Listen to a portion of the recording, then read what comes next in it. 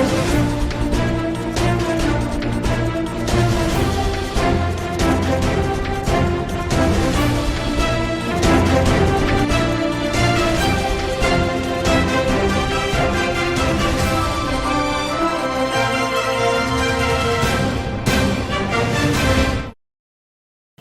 SDV news కి స్వాగతం. ముందుగా బులెటిన్లో హెడ్లైన్స్.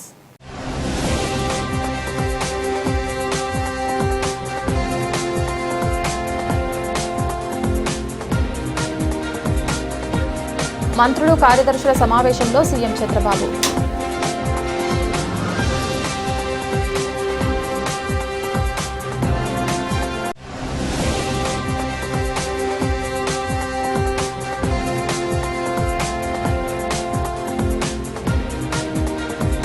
అడ్వకేట్ ప్రొటెక్షన్ యాక్ట్ను రూపొందించాల్సిన అవసరం ఎంతైనా ఉందని బెజవాడ బార్ అసోసియేషన్ అధ్యక్షుడు ఏకే భాషా వెల్లడి.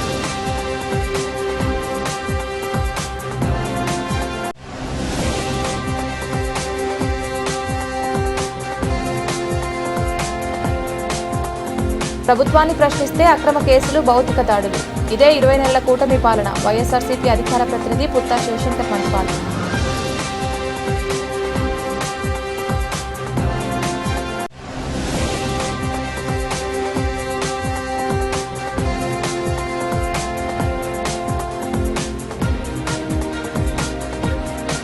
ఏపీలో త్వరలో నంది నాటకోత్సవాలు. మంత్రి కందుల దుర్గేష్.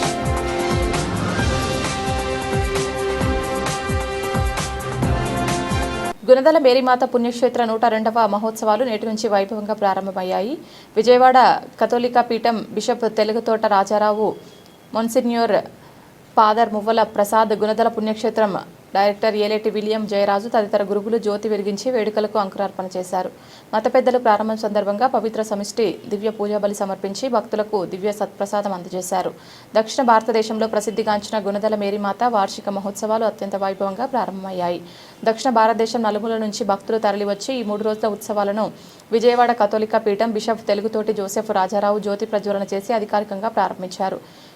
బిషప్ గ్రాసి పాఠశాల ప్రాంగణంలో ఏర్పాటు చేసిన ప్రత్యేక వేదికపై ఈ కార్యక్రమం ఘనంగా జరిగింది. 9 రోజుల నుండి నవదన జపాలతో ఈ సంవత్సరం గుణదల లూర్దుమాత ఉత్సవాలు ప్రారంభించాం. కానీ ఈరోజు చివరి 3 రోజులు చాలా ముఖ్యమైన ప్రార్థనలతో, దివ్య పూజలతో ఈ ఉత్సవాలు కొనసాగిస్తున్నాం. ఈరోజు దివ్య పూజకు చాలామంది భక్తులు విచ్చేశారు. మాకు ప్రత్యేకమైన చాలా ఇది ప్రార్థనా సమయం. అందుకే భక్తులు మా నేత్రాసనం నుండి, అంటే విజయవాడ నుండి, అదేవిధంగా మిగిలిన రాష్ట్రాల నుండి చాలామంది ఇందులో పాల్గొంటూ ఉంటారు. గత 102 సంవత్సరాల నుంచి ఈ ఉత్సవాలు జరుగుతూ ఉన్నాయి. ప్రతి సంవత్సరం భక్తుల సంఖ్య పెరుగుతూ వస్తూ ఉంది. ఈ సంవత్సరం కూడా దగ్గర 10-12 లక్షల మంది వస్తారని మేము అంచనా వేస్తున్నాం. ఈ పూజల్లో చాలామంది గురువులు, ముఖ్యంగా కథోలిక గురువులు విజయవాడ, గుంటూరు, అదేవిధంగా ప్రక్కనున్న మేత్రాసాల నుంచి వస్తూ ఉన్నారు. ఇది మా అందరికీ చాలా శుభమైన మంచి కార్యం. అదేవిధంగా మేమే కాదు, వాళ్ళే కాదు, ఇక్కడున్న చుట్టుప్రక్కల ఉన్న భక్తులు కూడా ఇక్కడికి వచ్చి ఇందులో పాల్గొంటూ ముఖ్యంగా మరియమాత దీవెనల ద్వారా తమకు కావలసిన అనుగ్రహాలను కోరుతూ ఉన్నారు. రోజు రోజుకు ఈ భక్తి పెరుగుతూ ఉంది. అది మాకు చాలా ముఖ్యమైన విషయం. ఎందుకంటే ఈ రోజుల్లో ప్రపంచంలో ప్రజల్లో ఆధ్యాత్మికత తక్కువైపోయింది. ఆధ్యాత్మికత లేకుంటే మన జీవితాలు బాగుపడవు. అందుకని దేవుని వైపు మన మనసులు మరల్చాలని మరియమాత మనందరినీ దేవుని వైపు మరలుస్తుంది. అది ముఖ్యమైన విషయం మాకు. అందుకని ఆ తల్లి శరణ కోరి మేమందరం దేవుని వైపు తిరగాలి. అదేవిధంగా మన రాష్ట్రం, మన దేశం, మన కుటుంబాలు బాగుపడాలని ముఖ్యంగా ఇక్కడ ప్రార్థన చేస్తూ ఉన్నాం. అందుకే ఇంకా చాలామంది భక్తుల్ని ఈ పుణ్యక్షేత్రానికి ఆహ్వానిస్తున్నాం. అందరికీ ప్రార్థనలు, అదేవిధంగా అనుగ్రహాలు, దీవెనలు అందుతూ ఉన్నాయి. చాలామంది గురువులు ఇక్కడ ఉన్నారు. వచ్చి వాళ్ళ దగ్గర ఈ దీవెనలు తీసుకొని మరియమాతను ప్రార్థించి మరియమాతను వేడుకొని ఆమె మన కోసం ప్రార్థించవలసిందిగా ఆ తల్లిని మనం కోరుకోవాల్సిందిగా చెప్తూ ఉన్నాను. ముఖ్యంగా మన విజయవాడ సిటీ వారికి, విజయవాడ నగరవాసులందరికీ మరియమాత అండగా ఉంది. ఈ కొండ మీద మరియమాత ఉండి అందరి కోసం ప్రార్థిస్తూ ఉంది. ఏమి చెబుతుంది ఆవిడ? ఏమి చెబుతుంది? ఆయన చెప్పినట్టు చేయండి, దేవుడు చెప్పినట్టు చేయండి, ఆ మార్గాలు అనుసరించండి అని మన కోసం ప్రార్థిస్తూ మన కోసం దీవెనలు మనకి సంపాదించి పెడుతుంది. కాబట్టి ఇంకొకసారి వచ్చిన మీ అందరికీ, పాత్రికేయులందరికీ నా శుభాశిష్యులు, దేవుని అనుగ్రహాలు మీతో ఉండాలని కోరుతూ ముగిస్తాను. ఈ 9, 10, 11 తేదీల్లో గుణదల మాత మహోత్సవాలు దేవునికి స్తోత్రంగాను మహిమకరంగాను మానవాళ్ళందరికీ కూడా దీవెనకరంగా మరీ తల్లి యొక్క ప్రార్థన ద్వారా జరుపుకోవడం అనేటువంటిది గుణదలో ఉన్నటువంటి ఆనవాయితీ. మరి ప్రారంభించుకున్నాం ఈరోజు ప్రార్థనలు పూజల ద్వారా దేవునికి ఆరాధనలు చెల్లించడం ద్వారా. అయితే ఈ ప్రార్థనలో ప్రధానంగా దురదృష్టకరమైనటువంటి అంశాలు ఏంటంటే, భర్త నుండి అనగా తల్లి ప్రసవించిన దగ్గర నుంచి కూడా కొంతమంది పిల్లలు చాలా అక్యూట్ డిసీజెస్తో పుడుతూ ఉన్నారు. కారణాలు ఏమిటి అనేటువంటిది ఆలోచన చేసినప్పటికీ మానవ జీవిత విధానంలో ఎన్నో మార్పులు వస్తున్నాయి, అనారోగ్యకరమైనటువంటి అంశాలు ఎన్నో వస్తున్నాయి. కాబట్టి ఈ పిల్లలు ఈ అనారోగ్యకరమైనటువంటి కారణాల ద్వారా పసిబిడ్డలు ఇలాంటి వ్యాధులతో బాధపడుతున్నారు. కాబట్టి కరుణామూర్తి అయినటువంటి ఆ దేవుని యొక్క కృప మరీ తల్లి ద్వారా అందరికీ రావాలని ప్రార్థన చేస్తున్నాము. ఈ సంవత్సరం ఆత్మీయ, ఆధ్యాత్మిక, మానసిక, శారీరక రుగ్మతల నుండి ఆ తల్లి యొక్క ప్రార్థన ద్వారా దేవుడు స్వస్థతనివ్వాలని వేడుకుంటున్నాం. క్రీస్తు యొక్క పరిచర్యలో ప్రధానమైనటువంటి భాగం ఏంటంటే దయ్యాలను వెళ్ళగొడటం, పిశాచాలను వెళ్ళగొట్టడం, ఆరోగ్యాన్ని ప్రసాదించటం, వారిలో జీవాన్ని పునరుద్ధరించటం. ఈరోజు లేక ఈ సంవత్సరం మరీ తల్లి ప్రార్థన ద్వారా పసిబిడ్డలకు ఆరోగ్య పరిస్థితిని, ఆధ్యాత్మిక, మానసిక, శారీరక వ్యాధుల నుండి దేవుడు విమోచన కలగజేయాలని కోరుతూ ఈ సందేశాన్ని మీ ద్వారా సకల జనావళికి, ముఖ్యంగా మన తెలుగు ప్రజలకు అందిస్తూ ఉన్నాను. God bless you. మరీ తల్లి యొక్క ప్రార్థనా బలం మనందరి మీద ఉండాలని కోరుకుంటున్నాను. Thank you. అడ్వకేట్ ప్రొటెక్షన్ యాక్ట్ను రూపొందించాల్సిన అవసరం ఎంతైనా ఉందని బెజవాడ బార్ అసోసియేషన్ అధ్యక్షులు ఏకే భాష వెల్లడించారు. న్యాయవాదులపై దాడులు చేసి చంపేస్తున్నారని ఆవేదన వ్యక్తం చేశారు. అడ్వకేట్ స్వప్న దాడి నేతృత్వంలో ప్రాణాలు కోల్పోయిందన్నారు. కేవలం పోలీసుల వైఫల్యం వల్లే ఆమెపై దాడి జరిగిందని వెల్లడించారు. సోమవారం బెజవాడ బార్ అసోసియేషన్ న్యాయవాది స్వప్న హత్యకు నిరసనగా కోర్టు విధులను బహిష్కరించి కొవ్వొత్తుల ప్రదర్శన చేశారు. సందర్భంగా బెజవాడ బార్ అసోసియేషన్ అధ్యక్షులు ఏకే భాష మాట్లాడుతూ న్యాయవాద వృత్తిలో న్యాయం కోసం పోరాటం చేస్తున్న న్యాయవాదులపై దాడులు చేసి చంపుతున్నారన్నారు. దాడి నేపథ్యంలో న్యాయవాది స్వప్న ప్రాణాలు కోల్పోయిందన్నారు. న్యాయవాదులపై దాడులు ఆపేందుకు ప్రభుత్వాలు అడ్వకేట్ ప్రొటెక్షన్ యాక్ట్ తీసుకురావాలన్నారు. న్యాయవాదులు న్యాయం కోసం పోరాటం చేస్తున్నారని, వారిపై దాడులు చేయడం సరియైన విధానం కాదన్నారు. స్వప్నపై దాడి కేవలం పోలీసుల వైఫల్యం వల్లే జరిగిందన్నారు. అనంతరం స్వప్న చిత్రపటానికి పూలమాల వేసి నివాళులర్పించారు. కార్యక్రమంలో పెద్ద సంఖ్యలో అసోసియేషన్ సభ్యులు పాల్గొన్నారు. We want advocate protection act అంటూ నినాదాలు చేశారు. రోజు మేము బెజవాడ బార్ అసోసియేషన్ బాయ్కాట్ చేస్తుందండి. కోర్టు విధులని మేము బహిష్కరించి ఈ చేవళ్ళ న్యాయవాది అయిన స్వప్న గారికి నివాళులు అర్పించడం కోసం బెజవాడ బార్ అసోసియేషన్ అంతా కోర్టులు బాయ్కాట్ చేసి ఆమెకి శ్రద్ధాంజలి ఘటిస్తున్నాము. కేవలం పోలీసు వారి అశ్రద్ధ వల్ల ఒక నిండు ప్రాణం పోయింది. గతంలో ఆమె పోలీస్ స్టేషన్కి వెళ్ళి ఆస్తి తగాదాల్లో మా అన్నయ్య నా మీద చంప ప్రయత్నం చేస్తున్నారని చెప్పి 3 సార్లు కంప్లైంట్ ఇచ్చారండి. రోడ్డు మీద వెళ్తూ ఉంటే ఆమె ఇంటికి వెళ్తుంటే కొందరు దుండగులు ఆమెను వెంబడించారు. ఆ టైంలో కూడా ఒకసారి వెళ్ళి పోలీస్ స్టేషన్కి వెళ్ళి కంప్లైంట్ ఇచ్చింది. సివిల్ కేసుల్లో కూడా పోలీసు వాళ్ళు అశ్రద్ధ చేస్తున్నారని కాదు, సివిల్ కేసుల్లో పోలీసు వాళ్ళు చాలా వాటిలో ఇంటర్ఫియర్ అవుతున్నారు. నాకు ప్రాణహాని ఉందని చెప్పి 3 సార్లు కంప్లైంట్ ఇచ్చిన స్వప్న మేడం గారికి ఎటువంటి న్యాయం చేయలేదు. చివరికి ఆస్తి తగాదాలో ఆమె ప్రాణం తీశారు. దాని మీద చనిపోయిన తర్వాత పోస్ట్ మార్టం చేయడం కోసం పోలీసు వారు వచ్చారే తప్ప బతుకుండం కూడా ఆమె ఇచ్చిన కంప్లైంట్ ఏంటి అని విచారించలేదు. ఈరోజు మా తోటి మిత్రురాలు అలాగే ప్రముఖ న్యాయవాది స్వప్న గారు 34 ఏళ్లకే చనిపోవడానికి కారణం వ్యవస్థ యొక్క అశ్రద్ధ. చట్టాన్ని కాపాడటం కోసం న్యాయవాది వృత్తిని చేపట్టి రాజ్యాంగం చేతిలో పట్టుకొని మేము కక్షిదారుల కోసం కక్ష పడుతూ ఉంటామండి. అలాంటి టైంలో కూడా మాకు ఇబ్బంది ఉందని చెప్పి పోలీసు వ్యవస్థ దగ్గరికి వెళ్తే పోలీసు వారు సహాయం చేయకపోగా ఎదుటి వాటిని ప్రోత్సహించే విధంగా పట్టించుకోలేదు. 3 సార్లు కంప్లైంట్ ఇచ్చారు. 3 సార్లు కూడా స్వప్న గారి కోసం ఎటువంటి పోలీసు వ్యవస్థ పనిచేయలేదు. చివరికి ఆమె ప్రాణం పోయింది. పోస్ట్ మార్టం చేస్తే మళ్ళీ తిరిగి వచ్చిద్దా మనిషి? ముందుగానే చర్య తీసుకోవాలండి. ప్రాణం కాపాడాలి. అన్యాయం జరిగిన తర్వాత పోలీసు వారు వ్యవస్థ వస్తుందన్న పాత సామెత కాకుండా కరెక్ట్ టైంకి వచ్చి రక్షించాలి. రిపోర్టుల మీద తగు చర్య తీసుకోవాలి. ఈరోజు బెజవాడ బార్ అసోసియేషన్ సభ్యులందరికీ పేరున ధన్యవాదాలు తెలియజేస్తున్నాను.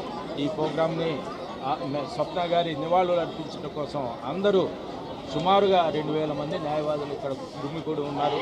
వాళ్ళందరికీ పేరున ధన్యవాదాలు తెలియజేస్తూ స్వప్న గారి అకాల మరణానికి అలాగే ఆస్తి తగాదాలు ఆమె ప్రాణం తీసిన వారిని శిక్షించాలి, కఠినంగా శిక్షించాలి.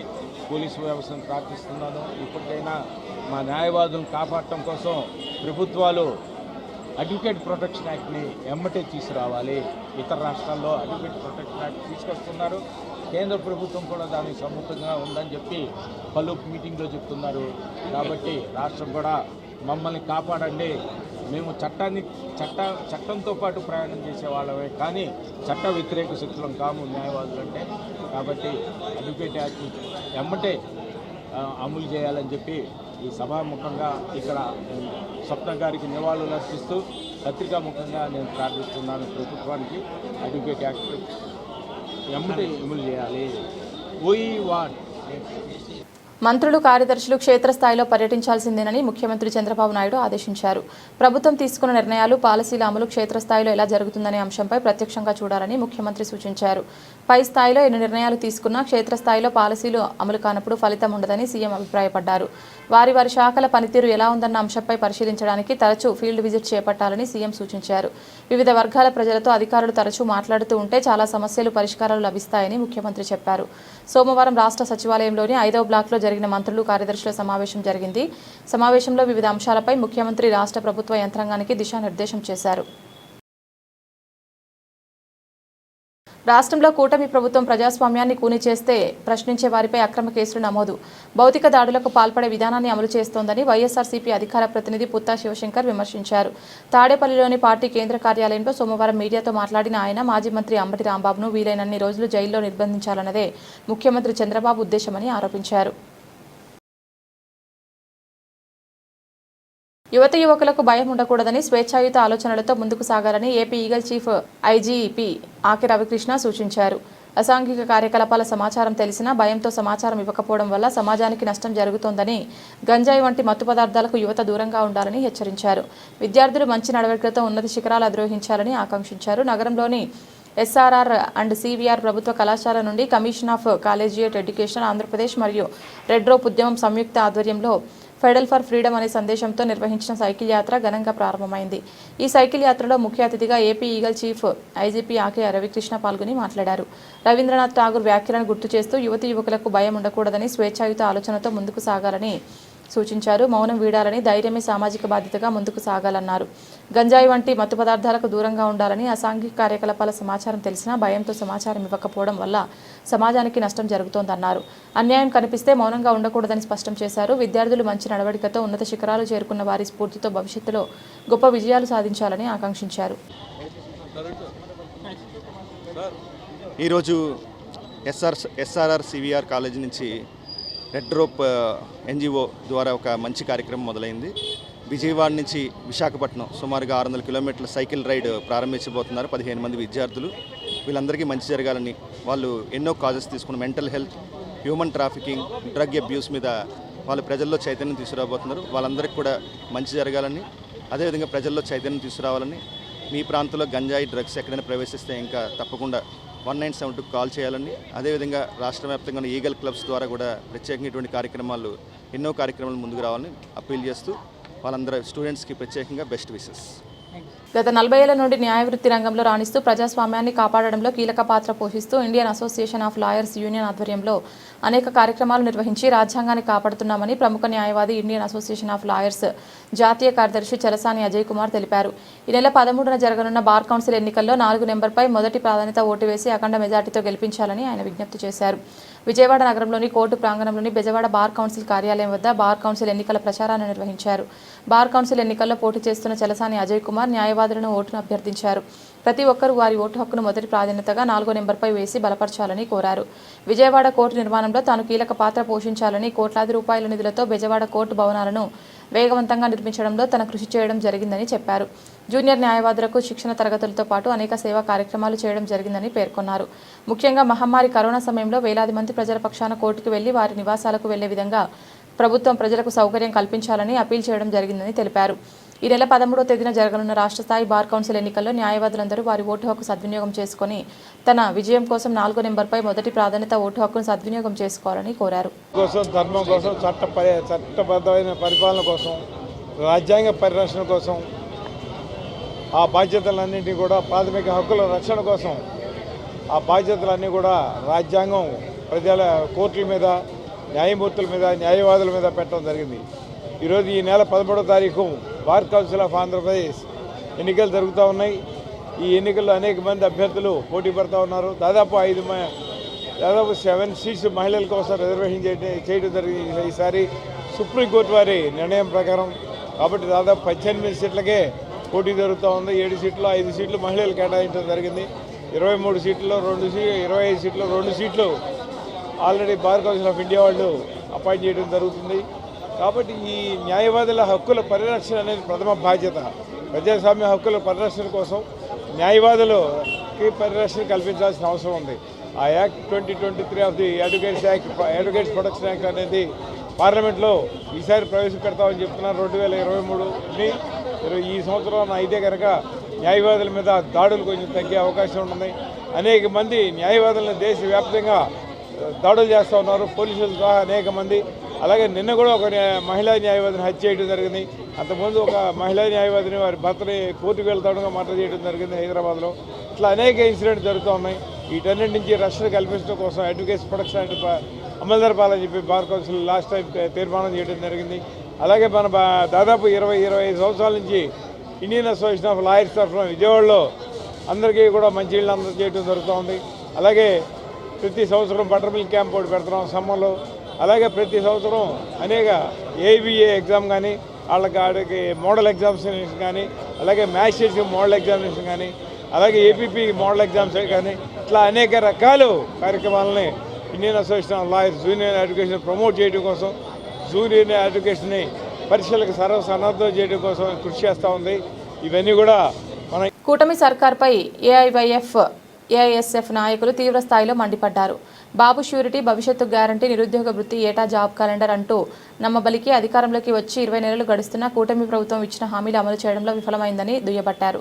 రాబోయే అసెంబ్లీ సమావేశాల్లో నిరుద్యోగుల సమస్యలపై చర్చించి జాబ్ క్యాలెండర్ ప్రకటించాలని విద్యార్థి యువజన సంఘాల నేతలు ప్రభుత్వాన్ని డిమాండ్ చేశారు.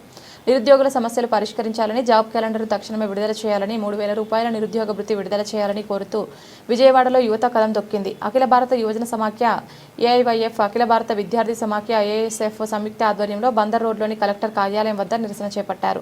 సందర్భంగా విద్యార్థి యువజన సంఘాల నేతలు మాట్లాడుతూ ఇచ్చిన హామీలు అమలు చేయకుండా చంద్రబాబు నేతృత్వంలోని కూటమి ప్రభుత్వం నిరుద్యోగ యువతను మోసం చేసిందని మండిపడ్డారు. ఏటా జాబ్ క్యాలెండర్, నిరుద్యోగులకు 3,000 వృత్తి, వాలంటీర్లకు 10,000 రూపాయల వేతనాలు హామీలు ఏమయ్యాయని నేతలు ప్రశ్నించారు. నా పేరు పరుచూరి రాజేంద్రబాబు, ఏఐవైఎఫ్ రాష్ట్ర ప్రధాన కార్యదర్శి.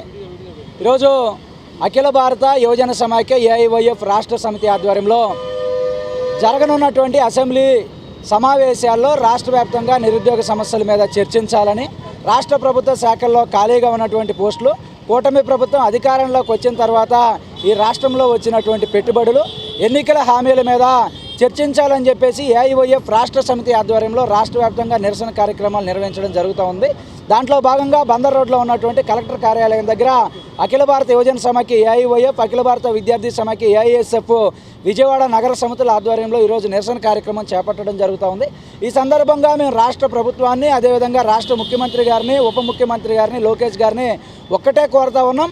యువగలం పాదయాత్ర ద్వారా మీరు బాబు ష్యూరిటీ, భవిష్యత్తు గ్యారంటీ అంటూ అధికారంలోకి వచ్చిన వెంటనే నిరుద్యోగులకు 3,000 రూపాయలు నిరుద్యోగ భృతి ఇస్తాను, ప్రభుత్వ శాఖల్లో ఖాళీ పోస్టులు భర్తీ చేస్తూ జనవరి 1న జాబ్ క్యాలెండర్ ప్రకటిస్తామని చెప్పారు. అధికారంలోకి వచ్చి 2 జనవరిలు పూర్తయినా ఇంతవరకు జాబ్ క్యాలెండర్ ప్రకటించినటువంటి పరిస్థితుల్లో ఇంతవరకు రాష్ట్రంలో వరదలాగా ప్రవాహాలలాగా ఇక్కడ పెట్టుబడులు జరుగుతున్నాయని చెప్తున్నారు తప్ప ఈ పెట్టుబడుల వల్ల ఎన్ని పరిశ్రమలు వచ్చినాయి, ఎంతమంది నిరుద్యోగ యువతకు ఉద్యోగ ఉపాధి అవకాశాలు వచ్చిందనేటువంటిది రేపు అసెంబ్లీ సమావేశాల్లో శ్వేతపత్రం విడుదల చేయాలని చెప్పేసి మేము ఏఐవైఎఫ్గా కోరుతున్నాం. ప్రభుత్వ శాఖల్లో సుమారుగా 3,20,000 పైచిలకు ఉద్యోగాలు ఖాళీగా ఉన్నాయి. ప్రభుత్వం నిర్వహించినటువంటి స్కిల్ సెన్సెక్స్ సర్వేలో 1,56,00,000 మంది నిరుద్యోగులు ఉన్నారు, మీరే చెప్తా ఉన్నారు. ఆంధ్రప్రదేశ్ రాష్ట్ర రెవెన్యూ డిపార్ట్మెంట్ శ్రీనిధి పోర్టల్లో 1,99,000 పైచిలకు ఇంకా ప్రభుత్వ ఉద్యోగాలు ఖాళీగా ఉన్నాయి. 13 శాఖల నుంచి ఇంకా వివరాలు రాలేదని ఎం సాయి కుమార్ ఏఐఎస్ఎఫ్ రాష్ట్ర ఉపాధ్యక్షులు ఏఐవైఎఫ్ రాష్ట్ర సమితి ఆధ్వర్యంలో ఆంధ్ర రాష్ట్రంలో నిరుద్యోగ సమస్యలు పరిష్కరించాలని చెప్పి ఈరోజు రాష్ట్ర వ్యాప్తంగా జిల్లా కలెక్టర్ కార్యాలయం ముందు ధర్నాలు నిరసన కార్యక్రమాలకి ఏఐవైఎఫ్ రాష్ట్ర సమితి పిలుపునివ్వడం జరిగింది. అందులో భాగంగా ఏఐవైఎఫ్ విజయవాడ నగర సమితి నాయకత్వం ఈరోజు ఎన్టీఆర్ జిల్లా కలెక్టర్ కార్యాలయం ముందర ఈరోజు నిరసన కార్యక్రమం తెలియజేయడం జరుగుతుంది. రానున్న అసెంబ్లీ సమావేశంలో నిరుద్యోగుల సమస్యలు, నిరుద్యోగులకు ఇచ్చిన హామీలను అమలు పరచాలని చెప్పి కూడా ఈ సందర్భంగా ఇక్కడ నుంచి నిరసన కార్యక్రమం ద్వారా ఉన్నటువంటి ఎన్డీఏ కూటమి ప్రభుత్వాన్ని ఈ సందర్భంగా మేము కోరుతున్నాం. మీరు ఇచ్చినటువంటి హామీలను మేము అమలు పరచమంటున్నాం. ఆనాడు అధికారంలో రాకముందుగా నిరుద్యోగులకి ప్రతి ఏటా మేము 2 లక్షల ఉద్యోగాలు జాబ్ క్యాలెండర్ ద్వారా కల్పిస్తాం. అదేవిధంగా నిరుద్యోగులకు 3,000 రూపాయలు నిరుద్యోగ వృత్తి ఇస్తా ఉన్నాం. బాబు రావాలంటే జాబ్ కావాలంటే బాబు రావాలన్నారు. బాబు షూరిటీ మీ యొక్క జాబులకు అన్నారు. మరి బాబు గారు అయితే అధికారంలోకి వచ్చారు, ఆయనకి జాబ్ వచ్చింది. కానీ రాష్ట్రంలో ఉన్నటువంటి ప్రతి ఒక్కరికి ఈరోజు ఉన్నటువంటి జాబులు ఊడిపోయే పరిస్థితి ఉంది. కానీ ఏ ఒక్కరికి కూడా ఈరోజు జాబ్ వచ్చే పరిస్థితి ఆంధ్ర రాష్ట్రంలో కనిపించట్లేదు. ఆంధ్ర రాష్ట్రాన్ని నిరుద్యోగ ఆంధ్రగా మారుస్తున్నారే కానీ ఈ యొక్క బాబు గారు ఏ ఒక్క నిరుద్యోగికి ఈరోజు చదువుకున్నటువంటి విద్యార్థికి ఒక పక్క ఉచిత దూరం అవుతుంది, మరొక పక్క విద్య పూర్తయినటువంటి వారికి ఉద్యోగ అవకాశాలు లేకుండా వారు అనేక రకాలుగా ఇబ్బంది పడుతున్నారు. ఈ సమస్యలపైన సుదీర్ఘంగా రానున్న అసెంబ్లీ సమావేశంలో చర్చించాలని చెప్పి కూడా ఈ సందర్భంగా బాబు గారిని. నా పేరు ఎం యుగుందర్, ఏఐవైఎఫ్ రాష్ట్ర అధ్యక్షులు. ఈరోజు రాష్ట్ర వ్యాప్తంగా అఖిల భారతీయ యువజన సంఘం ఆధ్వర్యంలో పెద్ద ఎత్తున నిరసన కార్యక్రమం పిలుపునిస్తున్నాం. ఎందుచేతనంటే రేపు ఫిబ్రవరి 12వ తేదీన అసెంబ్లీ సమావేశాలు జరుగుతున్న తరుణంలో ఎన్డీఏ కూటమి గవర్నమెంట్ అధికారంలోకి రాకముందు పూర్తి స్థాయిలో నిరుద్యోగులకు ఆదుకుంటాము, 3,000 రూపాయల నిరుద్యోగ వృత్తి, ప్రతి సంవత్సరం జాబ్ క్యాలెండర్ రిలీజ్ చేస్తామని చెప్పిన ఎన్డీఏ గవర్నమెంట్ ఈరోజు పూర్తి స్థాయిలో నిరుద్యోగుల్ని గాలికి వదిలేసింది. తక్షణమే మరుసటి రోజు ఫిబ్రవరి 12 నుంచి అసెంబ్లీ సమావేశాలు జరుగుతున్న నేతృత్వంలో పూర్తి స్థాయిలో ఉపసంఘం ఏర్పాటు చేసి 5 మంత్రులతో ఉపసంఘం ఏర్పాటు చేసి తక్షణమే నిరుద్యోగ సమస్యలు పరిష్కరించాలి. అలాగే గ్రామ వాలంటీర్లని, అలాగే ఏపీ బేరోజులో పనిచేస్తున్న, అలాగే రేషన్ డిపోలో సీఎండీస్గా పనిచేస్తున్న ఎంప్లాయీస్ని ఈరోజు రాష్ట్రంలో 3 లక్షల పైచీలకు ఎంప్లాయీస్ని ఉద్యోగాల నుంచి తీయడం జరిగింది. అవి తక్షణమే వేరే వివిధ పద్ధతుల్లో వాళ్ళందరూ కూడా ఉద్యోగ పద్ధతి కల్పించాలి. అలాగే సచివాలయంలో 1,30,000 పైచీలకు ఉద్యోగాలు చేస్తున్న వాళ్ళకు కూడా ఉద్యోగ పద్ధతి కల్పించాలని చెప్పి రాష్ట్ర ప్రభుత్వం కోరుతున్నాం. ప్రధానంగా అసెంబ్లీలో నిరుద్యోగులపై చర్చించి తక్షణమే నిర్ణయం చేపట్టాలని చెప్పి తెలియజేస్తున్నాం. రాష్ట్రంలో త్వరలోని నంది నాటకోత్సవాలు నిర్వహించడంతో పాటు నంది అవార్డుల ప్రధాన కార్యక్రమాన్ని చేపట్టనున్నట్లు ఏపీ పర్యాటక సాంస్కృతిక సినిమాటోగ్రఫీ శాఖల మంత్రి కందుల దుర్గేష్ తెలిపారు. గత వైసీపీ ప్రభుత్వ హయాంలో కుంటుపడిన సాంస్కృతిక రంగాన్ని మళ్లీ గాడిలో పెట్టేందుకు ప్రభుత్వం చర్యలు చేపడుతున్నట్లు తెలిపారు. కళాకారులకు ఉగాది పురస్కారాలు, కందుకూరి పురస్కారాలు కూడా అందజేస్తామని తెలిపారు. ఆంధ్రప్రదేశ్ పర్యాటక శాఖ ఎన్టీఆర్ జిల్లా అధికారులు మల్లతీగ సాహిత్య సేవా సంస్థ ఆధ్వర్యంలో విజయవాడ పున్నమి ఘాట్ వద్ద బోధిసిరి బోట్లో నిర్వహించిన కృష్ణా తీరం కవితాహారం కార్యక్రమంలో ముఖ్య అతిథిగా పాల్గొని ప్రసంగించారు. గత వైసీపీ ప్రభుత్వ హయాంలో కుంటుపడిన సాంస్కృతిక రంగాన్ని మళ్లీ గాడిలో పెట్టేందుకు ప్రభుత్వం చర్యలు చేపడుతున్నట్లు తెలిపారు. కళాకారులకు ఉగాది పురస్కారాలు, కందుకూరి పురస్కారాలు కూడా అందజేస్తామని తెలిపారు. ఇక శ్రీ పొట్టి శ్రీరాములు నెల్లూరు జిల్లాలో మహాకవి తిక్కన విగ్రహం ఏర్పాటు అంశంపై ముఖ్యమంత్రి చంద్రబాబు నాయుడుతో ఇప్పటికే చర్చించామని, త్వరలో తుది నిర్ణయం తీసుకుంటామని మంత్రి వెల్లడించారు. అమరావతి ఒడిలో ప్రవహించే కృష్ణమ్మకు ఈ తరం కవులు సమర్పించిన కవితాహారతిగా ఈ కార్యక్రమం నిలిచిందని మంత్రి అభిప్రాయపడ్డారు. ఏపీ, తెలంగాణ తదితర ప్రాంతాల నుంచి వచ్చిన 51 మంది కవులు కవితలు వినిపించడంతో కార్యక్రమం ఆద్యంతం ఉత్సాహంగా సాగింది.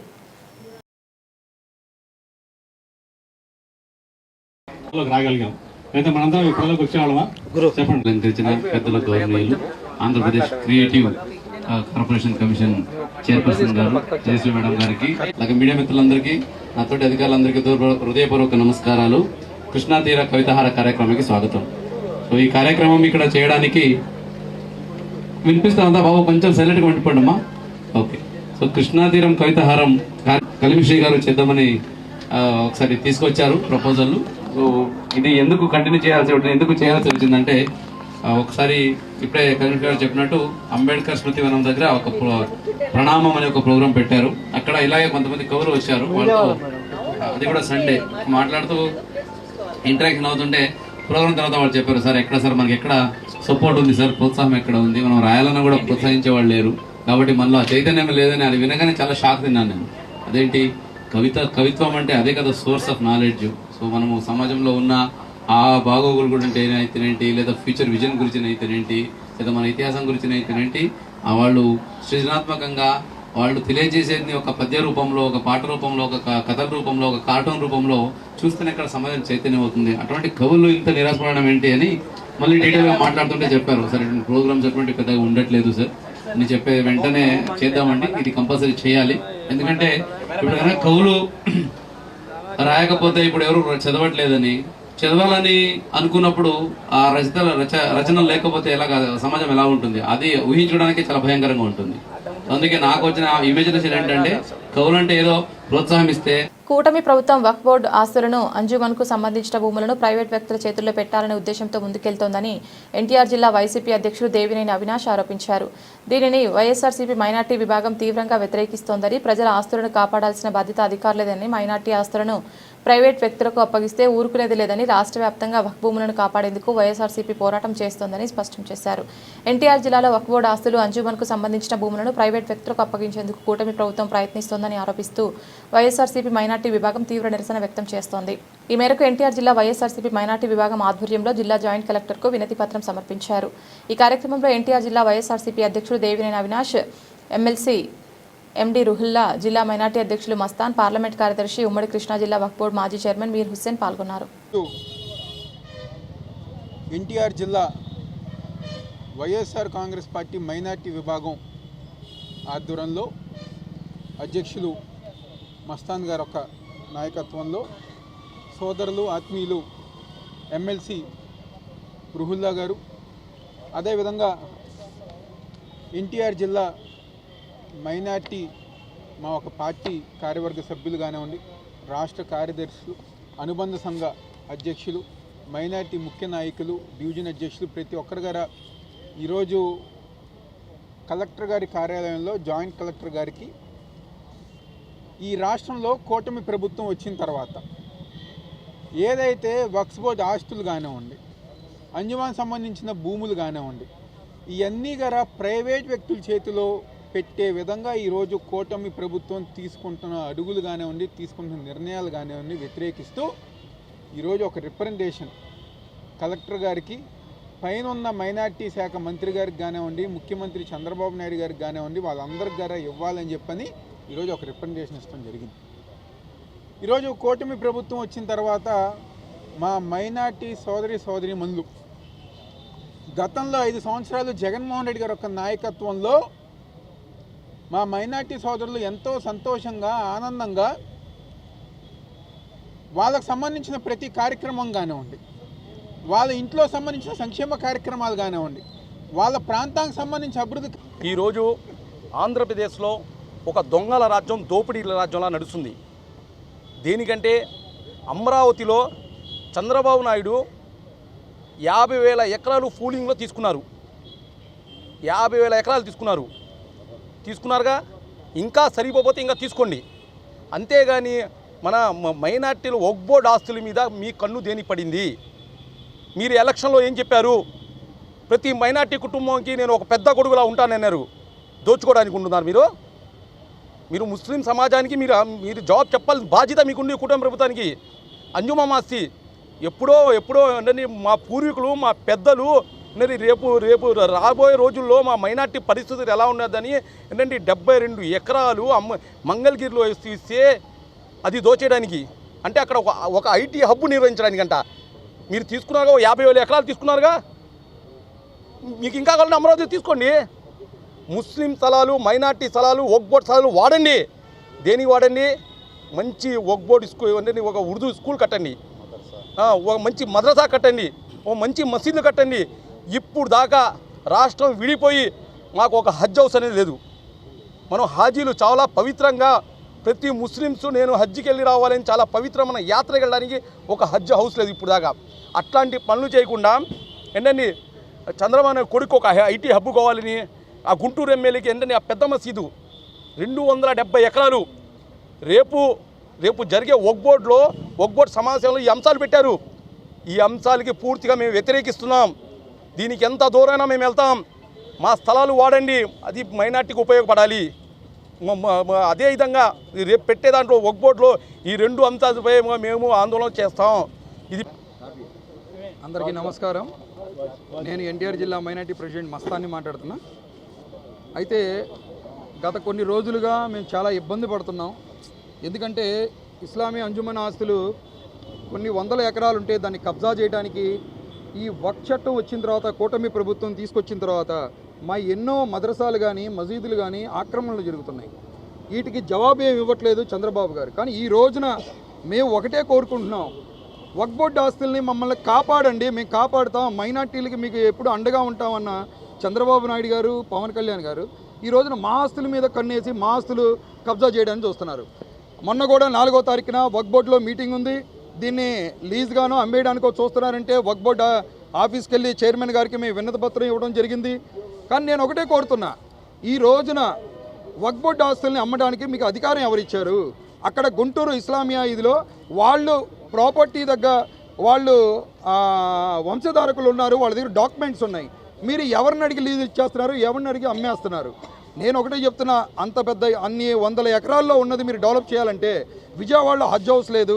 మా ఎమ్మెల్సీ గారు, మా జిల్లా అధ్యక్షుడు అవినాష్ గారు చెప్పినట్టు ఇక్కడ హజ్ హౌస్ కట్టండి. మైనార్టీలకి తగ్గట్టుగా మీరు లోన్లు ఇవ్వటం కానీ, వాళ్ళకి పర్సనల్గా వాళ్ళు ఎదుగుదలకి ఏదైనా అవసరమైతే మదరసాలు కట్టడం కానీ, మసీదులు కట్టడం కానీ ఇలాంటివి చేయాలి. కానీ ఇటు కూటమి ప్రభుత్వం ఎలా తయారైందంటే ఎవరంటూ చాలా బలహీనంగా ఉంటారో వాళ్ళ ఆస్తుల్ని జప్తు చేయడం చూస్తున్నారంటే. బులెటిన్ ముగించే ముందు హెడ్లైన్స్ మరొకసారి.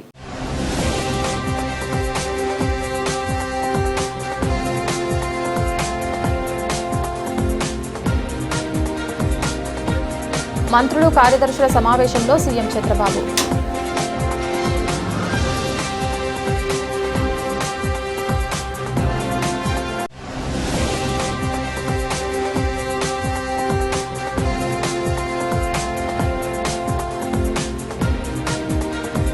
అడ్వకేట్ ప్రొటెక్షన్ యాక్ట్ను రూపొందించాల్సిన అవసరం ఎంతైనా ఉందని బెజవాడ బార్ అసోసియేషన్ అధ్యక్షుడు ఏకే భాషా వెల్లడి.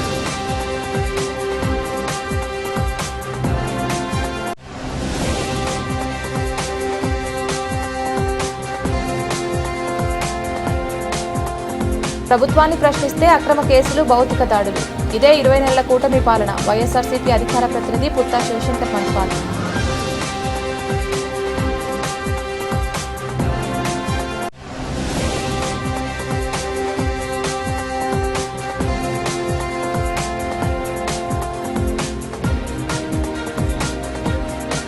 ఏపీలో త్వరలో నంది నాటకోత్సవాలు. మంత్రి కందుల దుర్గేష్.